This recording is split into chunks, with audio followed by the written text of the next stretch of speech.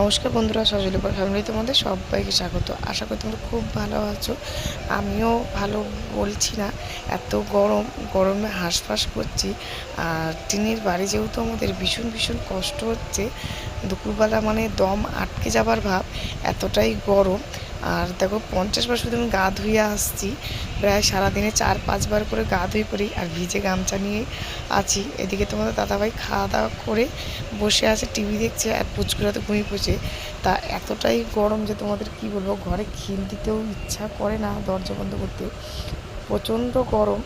মাঝরাতে গিয়ে হয়তো গরমটা একটু কমে, তা কিছু করার নেই, আমাদের এভাবেই থাকা অভ্যাস হয়ে গেছে, থাকতে হবে কষ্ট হলেও। যেটা তোমাদের সঙ্গে একটু শেয়ার করবো বন্ধুরা, আমার ওয়াচ টাইমটা আবার কেটে নিচ্ছে। কেন কেটে নিচ্ছে সেটাও বলতে পারছি না, যে কেন কাটছে এত ওয়াচ টাইম।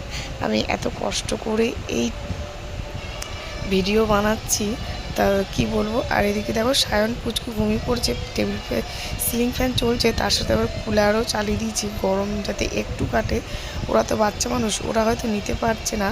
তা তোমাদেরকে কি বলবো, আমার এই ফার্স্ট টাইমটা কেটে নিচ্ছে কেন। আমি কিন্তু রোজ ভিডিও দিই, ছোট ভিডিও তো দিই, আর ছোটো হলো ব্লগ আমি দিই, শর্ট ভিডিও তো দিচ্ছি।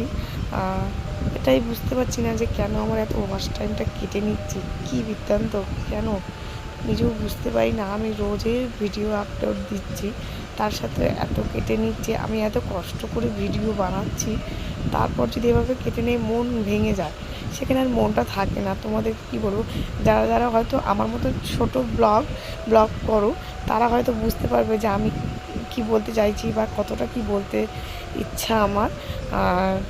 মানে হয়তো উপরে যেতে পারিনি এখনও, ছোটো থেকে মানুষ উপরে যায়, কিন্তু ছোটো থেকেই আমার শুরুতেই যদি এভাবে কেটে তোমাদের কি বলবো। তো বন্ধুরা, যদি আমার ভিডিওটা ভালো লাগে, শেয়ার লাইক কমেন্ট অবশ্যই করবে। গুড নাইট বন্ধুরা।